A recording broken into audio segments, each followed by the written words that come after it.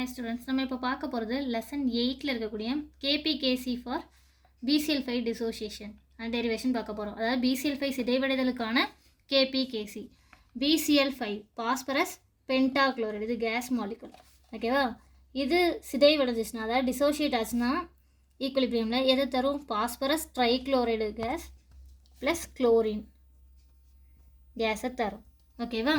இப்போ இந்த ரியாக்ஷனுக்கு கேசி, அதாவது ஈக்குலிபிரியம் கான்ஸ்டன்ட் எழுதணும்னா எப்படி எழுதுவோம்? மேலே யார் இருப்பாங்க? Molar concentration of product. So product யாரெலாம் இருக்காங்க? பிசிஎல்3, இன்னொருத்தர் யார் இருக்காங்க? சிஎல்2. இடையில என்ன இருக்கணும்? மல்டிப்ளிகேஷன் தான். ஓகேவா? டிவைடட் பை டினாமினேட்டரில் யார் வருவாங்க? பிசிஎல்5, அதாவது ரியாக்டன்ட், வினைப்படுபொருள் வருவாங்க. ஓகேவா? KC equal to PCL three into CL two divided by PCL five. இப்போ இதுக்கானது இங்கே ஈக்குவேஷன் இந்த பாக்ஸ் மாதிரி இருக்கிறதில் பார்த்துடலாம். ஸ்டார்டிங்கில் யார் இருக்காங்க? பிசிஎல்5. சிதைவடைஞ்சு கிடைச்சது யார்? பிசிஎல்3, சிஎல்2. ஓகேவா? இனிஷியல் நம்பர் ஆஃப் மோல்ஸ், அதாவது ஆரம்பத்தில் உள்ள மோல் எண்ணிக்கை. நான் என்ன எடுத்துக்கேன்? பிசிஎல்5 எடுத்துருக்கேன். இது வந்து நான் ஏன்னு எடுத்துக்கிறேன். ஆரம்பத்தில் விளைபொருள் உருவாயிருக்குமா? உருவாயிருக்காது, அதனால் இது டேஷ். ஓகேவா? அடுத்த நம்பர் ஆஃப் மோல்ஸ் டிசோசியேட்டட், எவ்வளோ மோல் சிதைவடைஞ்சிருக்கு அப்படிங்கிறது. பிசிஎல்5 தானே சிதைவடையும், ஸோ எக்ஸு. அப்போ ப்ராடக்ட் ஃபார்ம் ஆயிருக்காது, ஸோ அதனால் டேஷு. அடுத்து number of moles at equilibrium, சமநிலையில் மோல் எண்ணிக்கை. அதாவது ஆரம்பத்தில் ஏன்னு ஒரு பொருள் எடுத்திருக்கேன், எக்ஸ் அளவு அது சிதைவடைஞ்சிருக்கு. அப்போ ரிமைனிங் இருக்குது, மீதம் உள்ளது அப்படின்னா என்ன பண்ணணும்? A minus X. ஓகேவா? சமநிலையில் அப்போ வினைப்படு பொருள் எவ்வளோ போட்டுக்கணும் அதுக்கேற்ற மாதிரி என்ன ஆயிருக்கும்? விளைபொருளும் உருவாயிருக்கும். அப்போ பிசிஎல்3யும் உருவாயிருக்கும், சிஎல்2வும் உருவாயிருக்கும். அதனால தான் அதை எக்ஸ்ன்னு நான் எடுத்துக்கிறேன். ஓகேவா? மோலார் கான்சன்ட்ரேஷன் அட் ஈக்குலிபிரியம், சமநிலையில் மோலார் செறிவு. இது என்ன பண்ணணும்? A minus X divided by B. எப்படி இந்த டிவைடட் பை பி போடுறோம் அப்படிங்கிறதுக்கான ப்ரீஃபான எக்ஸ்ப்ளனேஷன் ஹச்சை உருவாதலுக்கான கேபிகேசி கணக்கெடுதல் அந்த இதில் அந்த வீடியோவில் அப்லோட் பண்ணியிருக்கோம், போய் பாருங்கள், பார்த்துக்குவாங்க. ஓகேங்களா? ஸோ எக்ஸ் பை வி, இங்கே எக்ஸ் பை வி. இப்போ இந்த இதில் கேசி இந்த டெரிவேஷனில் இங்கே கிடச்ச இந்த ஃபைனல் ஸ்டெப்பில் இருக்கக்கூடிய வேல்யூஸ் எல்லாம் அப்படி சப்ஸ்டியூட் பண்ண போகிறோம். ஸோ பிசிஎல்3க்கு நேராக எக்ஸ் பை வி இருக்குது, சிஎல்2க்கு நேராக எக்ஸ் பை வி. அந்த டேபிளில் லாஸ்ட் இருக்கக்கூடியதில் அந்தந்த டேர்ம்ஸ்க்கு நேராக இருக்கிறதெல்லாம் எடுத்து இங்கே சப்ஸ்டியூட் பண்ணணும். பிசிஎல்5க்கு நேராக என்ன இருக்குது? A minus X divided by V. ஓகேவா? ஸோ அப்போ எக்ஸ் மல்டிப்ளை பண்ணும்போது எக்ஸ் ஸ்கொயர், விவி பண்ணும்போது வி ஸ்கொயர். ஓகேவா? டிவைடட் பை யார் இருக்காங்க? A minus X divided by V. So இப்போ என்ன பண்ண போகிறோம்? X square divided by V square. இந்த டேர்ம் மேலே போகுது, அப்போ எப்படி மாறும்? தலைகீழியாக மாறுமா? அதாவது ரெசிப்ரோக்கலாக மாறுமா? டிவைடில் இருக்க மேலே போகும்போது multiplication. So V divided by A minus X. So இந்த வி கேன்சல் ஆயிரும். அப்போ யார் இருப்பாங்க? வி கேன்சல் ஆச்சுன்னா X square divided by V square தானே, அதில் ஒரு வி போயிட்டு ரிமைனிங் ஒரு V A minus X. So KC கண்டுபிடிச்சிட்டோம். இன்னும் யார் கண்டுபிடிக்கணும்?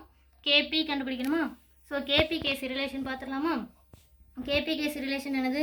KP equal to KC into RT power del NG. இங்கே டெல் என்ஜிக்கு என்ன சொல்லுவோம்? NP minus NR.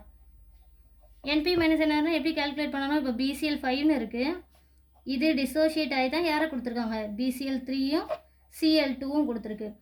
என்பிங்கிறது number of moles at product. So இங்கே ப்ராடக்ட் யார்? பிசிஎல்3யும் சிஎல்2வும். நம்பர் ஆஃப் மோல்ஸ்னால் அதுக்கு முன்னாடி இருக்கக்கூடிய கோஎஃபிஷியன்ட், அதாவது முன்னாடி இருக்கக்கூடிய எண்ணெய் கூட்டணும்னு அர்த்தம். இங்கே ஒன்றுமே இல்லைன்னா யார் இருக்காங்கன்னு அர்த்தம்? 1 இருக்கிறதா அர்த்தம். ஸோ 1 அப்போ என்ன வந்துடும்?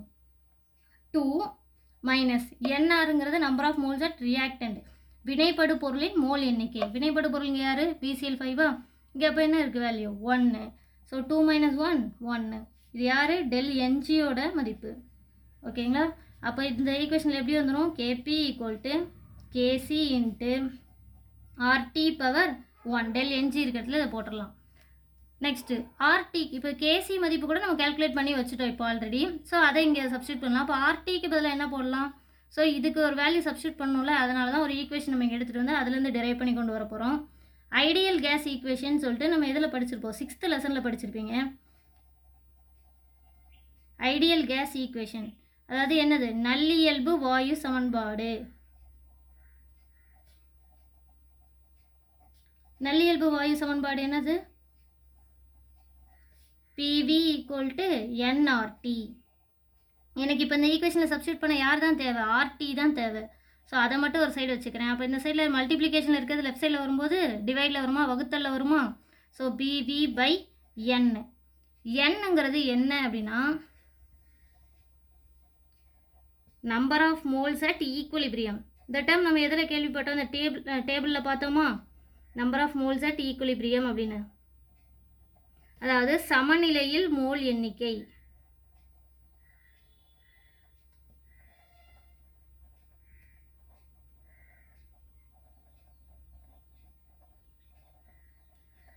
இதில் இந்த டேபிள்லேருந்து பாருங்கள், சமநிலையில் மோல் எண்ணிக்கையில் யாரில் இருக்காங்க? A - x எக்ஸ்ன்னு இருக்கா? ஸோ இந்த மூணையும் ஆட் பண்ணணும், கூட்டினா கிடைக்கிறது தான் n. ஓகேவா? அப்போ n = என்ன வந்துடும்? A - x + x + x. So -x + x cancel ஆயிரும். ஸோ அப்போ ரிமைனிங் யார் இருப்பாங்க? n = a + x. அப்போ n வேல்யூ தெரிஞ்சிருச்சா? ஸோ இப்போ இந்த ஈக்குவேஷனில் கொண்டு சப்ஸ்டியூட் பண்ணலாமா? KP = KC × RT⁻1 இருக்குது. anything power 1 அதே தானே. ஸோ RT மட்டும் இருக்குது. அப்போ KP = KC வேல்யூ இதில் கண்டுபிடிச்சி வச்சுருக்கோமா ஆல்ரெடி? ஸோ அது என்னது? x² b × a - x. And then RTக்கு மதிப்பு இங்கே என்ன வச்சுருக்கோம்? BV/N. ஸோ அப்போ அது என்னது? BV/N வேல்யூ என்ன இங்கே மேலே வச்சுருக்கோம்ல கண்டுபிடிச்சி. So a + x. ஓகேவா? ஸோ அப்போ என்ன ஆயிரும்? இங்கே VV கேன்சல் ஆயிரும். ஸோ ரிமைனிங் யாரெல்லாம் இருக்காங்க?